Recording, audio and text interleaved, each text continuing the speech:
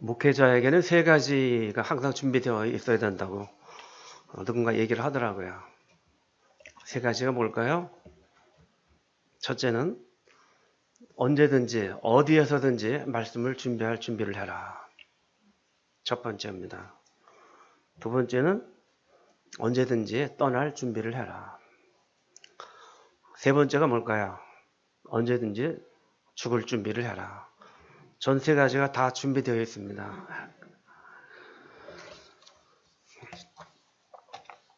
한 목사님은 참 훌륭하셔요. 모든 거 다 훌륭하신데 저보다 잘하는 게 너무 많습니다. 그 중에 한 가지가 축구입니다. 저는 축구를 잘 못해요. 하고 싶은데 발이 말을 안 듣습니다. 여러분들에게 어려운 질문을 하나 드려보겠습니다. 지난번 제가 와서 설교할 때 혹시 말씀 들어본 분 계세요? 지난번 왔을 때? 예. 어떤 말씀인지 조금이라도 기억되시는 분 계세요? 아무거나도 너무 다 감사합니다. 왜냐하면 제가 마치는 분 있으면 돈을 드리려고 준비했거든요. 하나님께서 오늘 복을 주십니다. 그때는 아름다운 이름들이라는 제목으로 한 목사님 밑에 이렇게 함께 사역하시는 분들의 한 분 한 분의 얼마나 아름다운 분들인지를 제가 말씀으로 전해드렸는데 오늘 말씀 잘 들으시고 혹시 하나님께서 다음에 또 기회를 주시면 여러분 돈 벌 준비를 해 주십시오. 잘 들으셔야 돼요. 오늘 우리가 하나님 말씀을 읽었는데요. 자매님이 말씀을 참 잘 읽으셔요. 아주 또렷또렷하게 좋은 은사를 갖고 계신 것 같습니다. 유사 이래로 역사가 생긴 이래로 사람들에게 희망을 빼앗는 세 가지가 있습니다. 그것은 전쟁, 그리고 자연재해, 그리고 질병입니다. 이런 재앙들은 성경을 통해서 볼 수 있는데요. 주로 하나님의 징계와 어떤 심판의 그 증거로 나타나고 있습니다. 이스라엘 백성들이 하나님을 떠나서 우상을 숭배하고 돌아오라 선지자를 통해서 그렇게 얘기를 해도 말 안 들을 때 하나님은 그들에게 돌아오도록 하기 위해서 징계와 심판을 하신 경우가 있죠. 그때 주로 사용하신 그 몽둥이가 있는데 그것은 주변에 강한 나라들이었습니다. 뿐만 아니라 지금도 전쟁과 지진과 전염병 그리고 크고 작은 재앙들이 연일 계속되고 있어요. 더하면 덜했지 덜하지는 않습니다. 겨우 코로나의 고비를 넘기는가 했는데 이젠 전쟁의 기운이 날마다 사람들을 불안하게 합니다. 잘 아시는 말씀처럼 우크라이나는 러시아의 공격을 받고 집과 도시의 기반시설이 다 파괴되었어요. 기반시설은 전기, 수도, 통신, 상하수도 이런 것들이죠. 수많은 사람이 죽거나 부상을 당하고 삶의 터전을 잃어버렸습니다. 지금 2년하고 2달이 지나가지만 아직도 희망이 안 보입니다. 지난 주일에 저희 교회에서 러시아의 이한선 선교사님이 선교 보고가 있었는데요. 우리가 알고 있는 우크라이나하고 러시아 전쟁하고 조금 다른 차원에서 많이 얘기를 하셨습니다. 근데 곳곳에 젊은이들의 무덤이 늘어나고 있는 것을 볼 수 있다고 하니까 얼마나 많은 사람들이 죽습니까? 미국과 서방 국가의 경제 제재로 주민들의 삶도 많이 어렵다고 하고 물가도 많이 올랐다고 합니다. 또 하나 하마스의 이스라엘 급습으로 인한 팔레스타인과 전쟁도 아직도 진행 중인데 내용을 보면은 사람들이 굶어 죽거나 아이들이 치료를 받지 못해서 부모의 품에서 안겨 죽는 경우도 많고요. 화장실 한 개로 870명이 사용을 한다고 하니 여러분 생각을 해보십시오. 얼마나 우리는 화장실 하나 가지고 우리 셋이 써도 늘 바쁜데 870명이 사용한다는 건 끔찍한 일입니다. 오늘 아침에는 이란이 20kg 군함에 폭탄이 장착된 드론 100여 대로 이스라엘을 공격했습니다. 이란에서 이스라엘까지는 폭탄이 가는 시간도 몇 시간 걸린다고 하니까 멀긴 한데도 그래도 그것을 하고 있어요. 미국과 이스라엘이 격추할 준비를 하고 있다고 합니다. 앞으로 어떻게 중동 전쟁이 번질지는 아무도 모릅니다. 우리는 뉴스를 통해서 부분적인 소식을 듣고 보지만 이런 일을 당하고 있는 현지 사람들은 얼마나 슬프고 괴로울 거야. 그런 걸 보면서 참 우리는 좋은 나라에 잘 살고 있구나, 그런 생각도 해보게 됩니다. 그래서 이런 일들은 결국 인간의 힘으로 전쟁이나 질병 기근을 멈출 수 없음을 알게 됩니다. 멀리 해외 이야기를 떠나서 지금 우리나라의 정치, 경제, 의료 문제도 심각합니다. 어떤 분은 아침부터 핸드폰으로 뉴스를 보면 하루가 우울하다고 보지 말라고 합니다. 안 보고 싶은데 어떤 일이 있었나 궁금해서 또 보게 되고 그렇게 반복됩니다. 이런 현실 앞에서 하나님의 자녀된 우리는 어떻게 해야겠습니까? 역사적인 이야기고 성경적인 이야기라고만 할 수 없는 것이죠. 하나님을 모르는 사람들처럼 불평하고 원망하며 시간을 보내서는 안 되겠습니다. 세상이 어두울수록 하나님 나라가 가까워지고 있음을 우리는 알 수 있기를 바랍니다. 그래서 우리의 미래는 슬픔과 절망이 아니라 소망입니다. 저는 이 아침에 여러분들에게 이 어두운 세상에서 소망의 메시지를 전하고자 하고 이곳에 왔습니다. 그 근거가 오늘 우리가 읽은 하나님의 말씀입니다. 여러분, 성경은 사실이죠? 성경 말씀대로 세상이 이루어지고 있는 걸 믿으시죠? 앞으로도 그렇게 될 것을 믿으십니까? 그래서 그 끝은 소망입니다. 우리는 오늘 말씀을 통해서 약 2700년 전 바람 앞에 등불처럼 국가적인 위기 속에서도 좌절되신 희망을 노래한 한 선지자를 발견하게 됩니다. 그리고 절망도 하나님의 계획 속에 있는 한 과정임을 알게 되죠. 절망이 끝이 아닙니다. 지나가 보면 절망을 통한 하나님의 교훈이 분명히 있었음을 알게 됩니다. 그래서 저도 오늘 말씀을 통해서 지금은 희망을 노래할 때라는 제목으로 하나님이 저와 여러분에게 주시는 희망의 메시지를 전하고 싶습니다. 우리가 희망을 노래할 이유가 있는데요. 그 첫 번째, 함께 한번 읽어보실까요? 제가 읽겠습니다. 하나님께서 환난 중에 우리와 함께 하시면서 구원을 베푸실 것이기 때문에 우리는 희망을 노래해야 됩니다. 하나님께서 이 어려운 시간에, 이 어려운 시기에 저와 여러분에게 함께 하시고 결국은 결말을 좋게 하실 것이기 때문에 그런 것이죠. 오늘 16절, 17절 다시 한번 제가 읽어보겠습니다. 시온에 따라 노래할지어다. 이스라엘아 기쁘게 부를지어다. 예루살렘 따라 전심으로 기뻐하며 즐거워할지어다. 여호와가 내 형벌을 제거하였고 내 원수를 쫓아냈으며 이스라엘 왕 여호와가 내 가운데 계시니 네가 다시는 화를 당할까 두려워하지 아니할 것이라. 그날에 사람이 예루살렘에 이르기를 두려워하지 말라. 시온아 네 손을 늘어뜨리지 말라. 너희 하나님 여호와가 너희 가운데 계시니 그는 구원을 베푸실 전능자이시라. 그가 너로 말미암아 기쁨을 이기지 못하시며 너를 잠잠히 사랑하시며 너로 말미암아 즐거이 부르며 기뻐하리라 하시리라. 이스라엘 왕은 하나님이십니다. 그런데 그 왕이, 이스라엘 왕이 하나님이신데 우리는 또 다른 인간 왕을 원합니다. 우리에게 왕을 주십시오. 저 나라를 보십시오. 저 나라를 보십시오. 그처럼 우리도 왕을 주십시오. 이스라엘 백성들이 그랬죠. 그래서 왕이 생겼습니다. 그때부터 이스라엘에게는 하나님 없는 이상한 인간 중심의 나라로 세워지게 된 것이죠. 오늘 말씀을 보면은 이 선지자를 통해서 내려주시는 소망의 메시지인데요. 하나님은 자기 백성들과 늘 함께 하시며 죄를 용서하시고 자기 백성을 괴롭히는 원수들을 물리치겠다는 약속의 말씀입니다. 영원하신 하나님께서 백성들과 새끼손가락을 겁니다. 그리고 그것도 모자라서 그 다음에 뭐 해요? 도장을 찍죠. 그걸로 끝인가요? 뭐 해요? 코팅도 하시죠.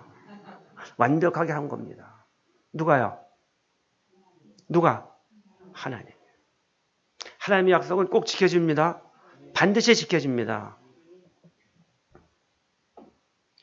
오늘 말씀 이해하기 위해서는 본문을 기록할 당시에 배경을 잠시 알 필요가 있습니다.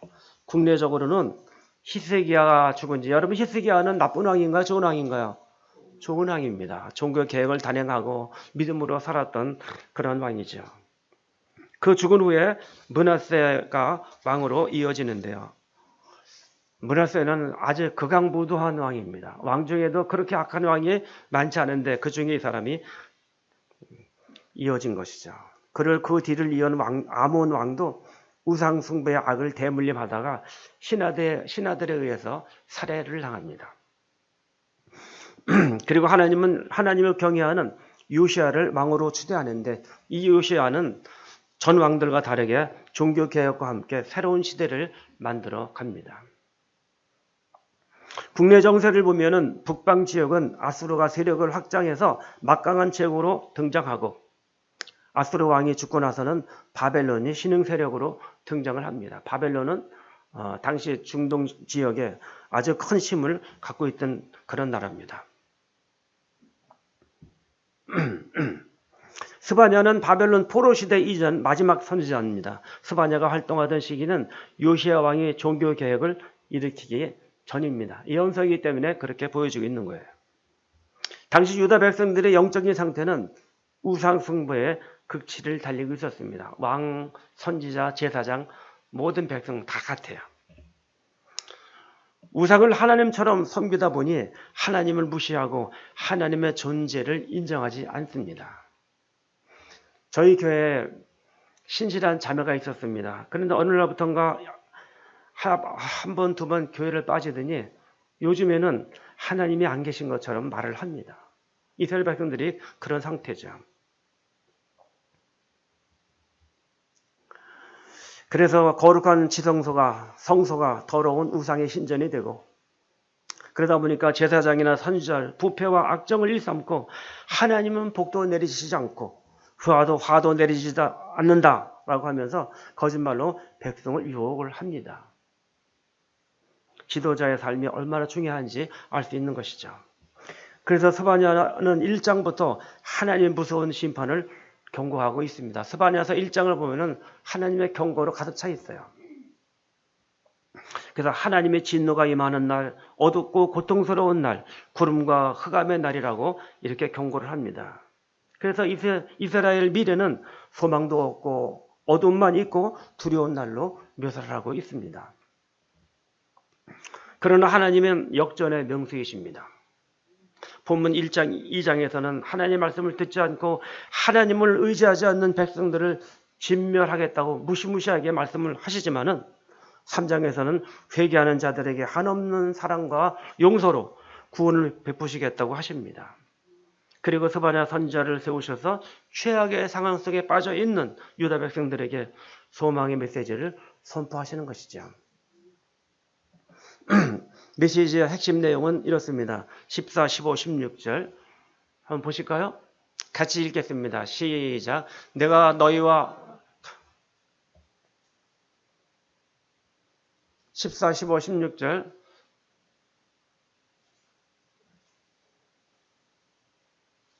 그날이 오면 내가 너희와 함께 읽겠습니다. 함께하며 너희들을 괴롭게 하던 주변 세력들을 제거하고 흩어진 자들을 모으고 너희에게 명성과 찬양을 회복시켜 주겠다. 그러니 지금 겪고 있는 그런 뜻입니다. 하나님께서 잘 해주실 것이니까 이제 기죽지 말고 위축되지 말고 당당하게 살아라. 예레미야 29장 11절 말씀 보면 이런 말씀이 있습니다. 여호와의 말씀이니라 너희를 향한 나의 생각을 내가 아나니 평안이고 재앙이 아니다. 너희에게 미래와 희망을 주는 것이다. 지금 비록 너희들이 어둡고 두려운 공포 속에서 그런 선지자를 통해서 마음이 불안하겠지만은 결과적으로는 내가 너희에게 잘해줄 거야. 그리고 결과적으로 너희 미래는 좋을 거야. 희망이 있을 거야. 이렇게 말씀해 주시는 것입니다. 스바냐와 에레미야 선지자가 전하는 메시지의 핵심은 전능하신 하나님이 너들 가운데 함께 하신다. 너희 미래는 잘 될 것이다. 안전할 것이다. 이렇게 약속하시는 것입니다. 참으로 가슴이 벅차오르고 힘과 위로가 되는 소망의 메시지입니다. 하나님은 죄에 대한 징계는 무섭게 하시지만 자기 백성을 사랑하는 그 사랑에는 변함이 없다는 것이죠. 그래서 구약시대 이스라엘 백성뿐만 아니라 21세기를 살아가고 있는 지금 우리에게도 이 말씀은 동일하게 적용이 되고 희망이 되고 소망이 됩니다. 부모의 입장에서 때로는 자식이 잘하는 것은 안 보이고 늘 말썽 피우는 것만 보여서 징계 회초리를 들 때가 있습니다. 그럼에도 불구하고 부모님이 자식들을 바라볼 때는 대견하고 흐뭇해 하십니다. 부모님의 쓴소리는 자녀를 잘되게 하려는 부모님의 사랑이기 때문에 그렇지요. 부모님이 자녀들에게 수시로 말씀을 하십니다. 일찍 들어오너라.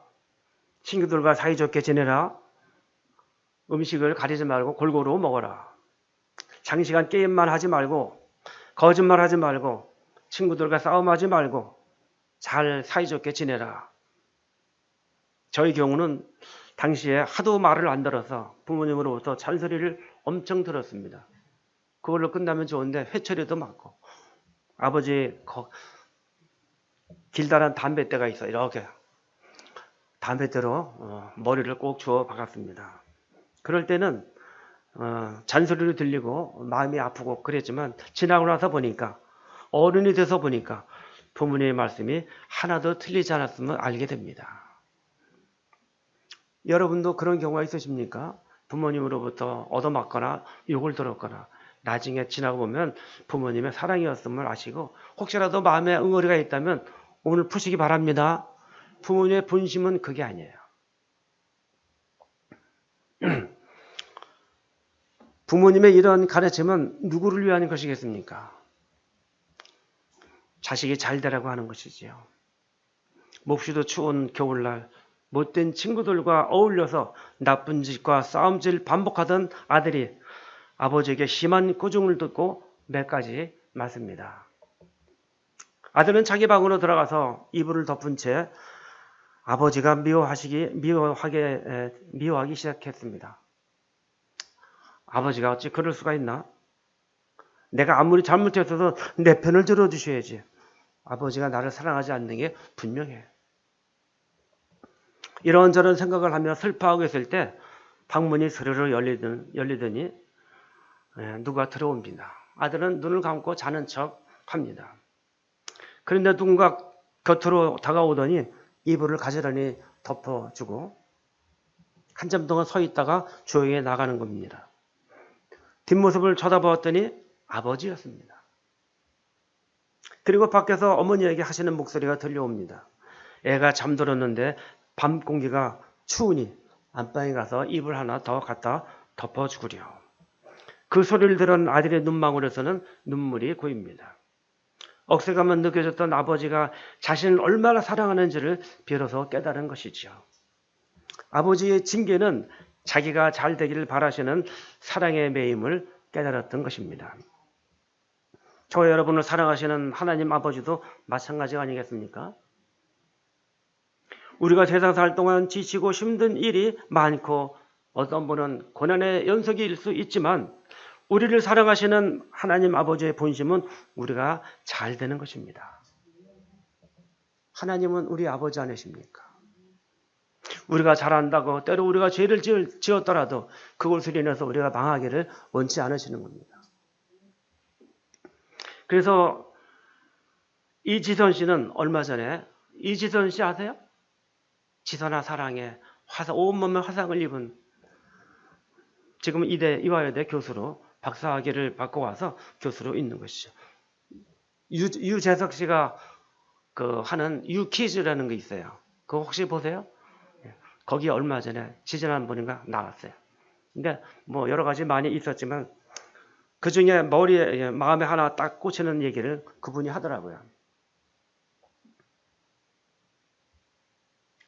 고난을 당했다고 하지 않고 자기가 그 화상을 통해서 엄청난 고통을 겪었는데 여러분 화상이 정말 아픕니다.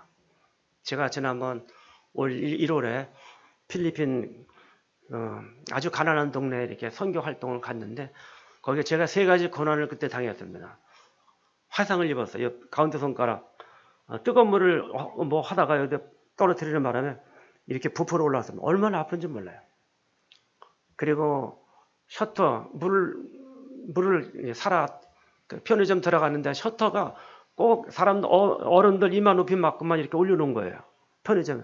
근데 모르고 지나가다 쿵 하고 쪘는데 다행히도 셔터가 망가지지 않더라고요.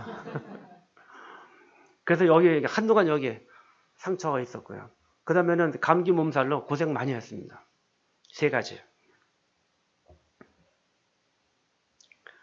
그래서 이지선 씨는 고난을 당했다라고 하지 않고 내가 고난을 맞이했다. 이렇게 이야기를 했습니다. 똑같은 상황이지만 고난을 통해서 이 자신을 향한 하나님의 사랑과 은혜를 또 거기서 생각을 했던 것이죠. 그렇게 해석을 했습니다. 고난이 올 때 내가 어떻게 해석하느냐가 중요한 것 같아요. 예레미야 3장 31절에서 33절까지는 이런 말씀이 있습니다. 예, 함께 읽겠습니다. 시작. 이는 주께서 영원하도록 버리지 아니하실 것입니다. 그가 비록 근심하게 하시나 그의 풍부한 인자하심에 따라 긍휼히 여길 것입니다.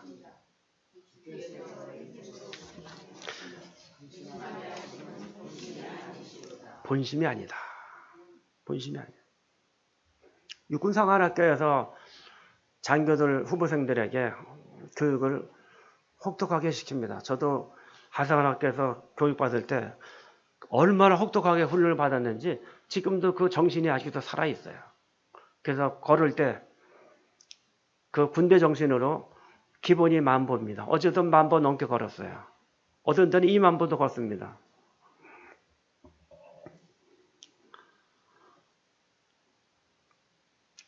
어느 생도가 자기만 특별히 조교가 자기에게만 특별히 더 미워하는 것 같이 심하게 하기 때문에 마음에 응어리가 져 있었습니다. 어떻게라도 한번 다시 보복하고 싶은 마음도 있을 만큼. 근데 그러다가 이제 감기 몸살이 심하게 걸려서 의문에 가서 누워 있는데 깜빡 잠이 들었는데 서늘한 기운이 느껴져서 눈을 떠보니까 그 조교가 수건에 물을 묻혀가지고 자기의 이마에 덮어주고 있는 겁니다. 그래서 그 마음이 다 풀어졌어요. 내가 정신적으로 신체적으로 강하게 하기 위해서 나에게 이렇게 베푸는 사랑으로 받아들였던 것이죠. 하나님의 본심, 그것이 무엇일까요? 이 아침 우리를 몹시도 사랑하시는 하나님이 동일하게 말씀하십니다. 이사야서 41장 10절에 보니까 내가 너와 함께 있으니 두려워하지 말아라. 여러분, 세상에 하나님보다 더 강한 존재가 어디 있어요? 우리는 그 하나님을 믿지 않습니까? 그 하나님과 늘 함께 하지 않습니까? 우리 마음속에 그 하나님이 계시지 않습니까? 두려워할 이유가 없어요. 그 하나님이 말씀하십니다. 내가 너의 하나님이니 떨지 말아라. 움츠리지 말아라. 내가 너를 강하게 해주겠다. 내가 너를 도와주고 내 승리의 오른팔로 너를 붙들어 주겠다. 세상에 이런 하나님이 어디 계세요? 다른 신이 다른 신 중에서 이런 신이 어디 있겠습니까? 하나님을 안 믿는 다른 종교를 믿거나 우상 숭배를 하는 사람들은 늘 전전긍긍해요. 내가 이렇게 했는데 그 신이 나에게 벌을 주면 어떡하지? 그래서 또 무당을 불러서 뭐 하고. 우리 하나님은 우리가 잘 되길 바라십니다. 하나님은 우리가 두려워하지 않기를 바라십니다. 그래서 우리도 이 하나님을 의지하고 어떤 상황 가운데서도 희망을 노래하며 살아야 할 줄로 믿습니다. 모세가 세상을 떠나고 나서 여호수아가 후계자로 지도력을 위임받을 때도 하나님은 동일하게 말씀하십니다. 여호수아서 1장 9절에 보니 내가 네게 명한 것이 아니냐. 강하고 담대하라. 두려워하지 말며 놀라지 말라. 네가 어디로 가든지 네 하나님 여호와가 너와 함께 하시니라. 세상을 바라보면 하나님이 안 계신 것 같을 때가 있어요. 그렇게 기도했는데도 여전히 세상은 그대로고 하나님이 계시나? 내 생각이죠. 그렇죠? 하나님이 계십니다. 우리 주님께서도 승천하시기 전에 마지막에 제자들에게 사명을 맡기시면서 이렇게 말씀하십니다. 내가 세상 끝날까지 너희와 항상 함께 있겠다. 이 말씀 믿으십니까? 그래서 두려워하고 있는 제자들, 주님이 안 계시니 어떻게 하나? 걱정, 근심이 충만한 제자들에게 주님께서 말씀하십니다. 걱정하지 마. 나는 비록 하늘로 올라가지만 내가 너에게 늘 함께 할 거야. 뭘로? 성령께서 오셔서 그 일을 이루어 가시는 것이죠. 그 하나님 지금도 우리와 함께 하심을 꼭 기억하십시다. 우리는 전능하신 하나님의 자녀들입니다. 하나님이 함께 하셨다고 하셨으니 이 말씀 붙드시고 위축되지 마시고 당당하게 사십시다. 세 가지가 있습니다. 지도자, 특별히 하나님을 잘 믿는 사람들 해당되죠. 길 걸을 때 어깨를 펴고 걸어라. 앞을 보고 당당히 걸어라. 제가 일본에 사역 때문에 3개월 가 있었는데 일본에 있는 어르신들 길 걷는 거 보면 항상 이렇게 걸어요. 그래서 내가 이렇게 위에서 이렇게 내려다보면서 어이 그렇게 걷지 말고 이렇게 걸어 라고 하려는데 일본 말을 몰라서 못했습니다. 이상해요. 탄천을 주로 자주 걷습니다. 보면은 항상 고개들을 숙이거나 뭐 이렇게 위축돼 가지고 걷는데 항상 당당하게 걸죠. 두 번째로는 웃을 때 호탕하게 웃으라 그랬어요. 여러분 웃을 때 낄낄대지 마시고 호탕하게 웃으십시오. 세 번째는 뭘까요? 앞자리를 사모하라 그랬습니다. 앞자리. 어떤 모임에 가면은 특별히 예배 때 앞자리를 사모하십시오. 우리가 위축되거나 움츠러지 말 이유에 대해서 말씀을 드렸습니다. 하나님 우리와 함께 하시면서 구원을 베푸시길 것이기 때문에 그렇습니다. 두 번째는 우리는 최종 승리가 보장된 하나님의 자녀입니다. 현재는 여러 가지 과정을 갖고 있잖아요. 최종 승리는 우리에게 있어요. 하나님이 보장해 주셨습니다. 오늘 말씀은 18, 19, 20절인데 제가 빨리 읽겠습니다. 내가 절기로 말미암아 근심하는 자들을 모으리니 그들은 내게 속한 자라. 그들에게 지워진 짐이 치우게 되었느니라. 그때 내가 너를 그렇게 하는 자를 다 벌하고 저는 자를 구원하며 쫓겨난 자들을 모으며 온 세상에서 수욕받는 자에게 칭찬과 명성을 얻게 하리라. 내가 그때 너희를 이끌고 그때 너희를 모을지라. 내가 너희 목전에서 너희의 사로잡힘을 돌이킬 때에 너희에게 전한 천하 만민 가운데서 명성과 칭찬을 얻게 하리라. 여호와의 말이니라. 하나님은 장차 이스라엘을 회복하시고 그동안에 당한 모든 역경에서 해방시켜 주시겠다고 약속을 하셨습니다. 그리고 이 약속이 이루어졌어요. 하나님은 고레스 왕을 움직이셔서 3차에 걸친 포로들을 돌아오게 하셨고 온 세계에 흩어져 나라 잃은 서름을 겪던 유대인들 다 돌아와서 1948년에 국가를 세우고 주권을 회복하게 하셨어요. 세상 이런 일들은 불가능한 일들입니다. 그런데 하나님이 하셨어요. 그 약속대로 이루신 것이죠. 최근에 어떤 책을 보다 보니까 그 이스라엘 백성들이 독립하게 되는데 결정적으로 도움을 준 것이 하나 있는데요. 그것이 바로 제1차 세계대전이라고 합니다. 세계 제1차 대전과 이스라엘 독립과 어떤 연관이 있을까요? 당시 영국하고 연합군하고 그리고 터키를 비롯한 여러 국가들하고 이제 전쟁이 시작됐는데요. 영국 연합군이 화약이 다 떨어졌어요. 그래서 패배 직전까지 갔을 때 영국의 화학공학 박사가 대량으로 화약을 만들 수 있는 기술을 개발했습니다. 그래서 그걸 가지고 역전을 시켜서 영국 연합군이 이겼습니다. 그럴 때 영국 여왕이 지금 이름이 잘 기억이 안 나는데요. 박사를 불러다가 영국 이기는데 큰 공헌을 했는데 내가 너에게 뭘 해주랴. 그럴 때 그분은 유대인이었어요. 팔레스타인에 흩어져 있는 유대인들을 다 모아서 나라를 세우게 해달라고. 그래서 그것이 이루어졌습니다. 사람들은 그 독립된 배경에 대해서 잘 모르는데 그것을 결국 이루어졌죠.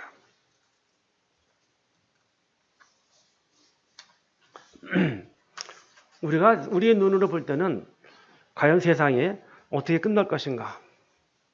사람들은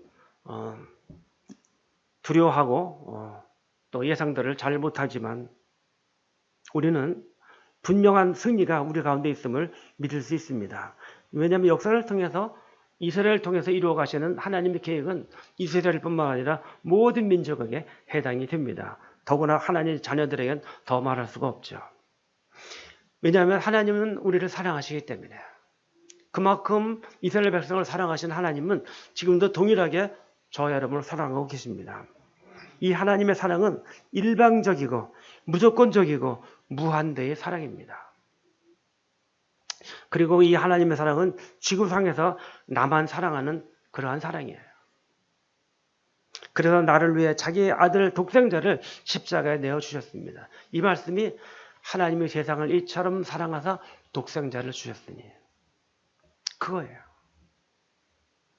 온 인류를 사랑하시지만 나만 사랑하시는 하나님이세요. 그 하나님 지금도 내가 잘 되기를 바라고 계십니다. 그래서 내가 아플 때 함께 아파해 주시고 내가 좋을 때 춤출 때 하나님도 같이 춤추며 기뻐해 주십니다. 참 좋으신 하나님이세요.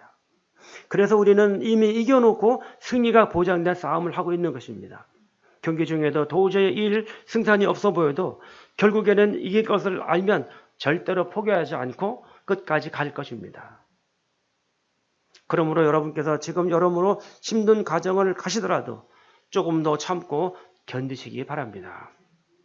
힘든 일이 있을 때 계곡에서 결정 내리지 말고 정상으로 올라가라 이런 말이 있습니다. 등산하다가 길을 잃었을 때 계곡에서 헤매면 더듬이가 떨어진 곤충들처럼 방향 감각을 잃고 그 자리에서 뱅뱅 돌다가 저체온증이나 굶주림으로 죽기 쉽습니다. 이때 정상으로 올라가면 내 위치와 갈 방향을 보게 되는데 하나님 자녀들에게 정상이 어딜까요? 모든 문제의 답을 알고 계시는 하나님, 그리고 세상 끝날까지 함께 하시겠다는 그 하나님께 나가는 것입니다. 하나님의 자녀들의 마음속에 하나의 희망의 섬이 있다고 합니다. 언젠가 여러분 또 만날 때 제가 질문할 답인데요.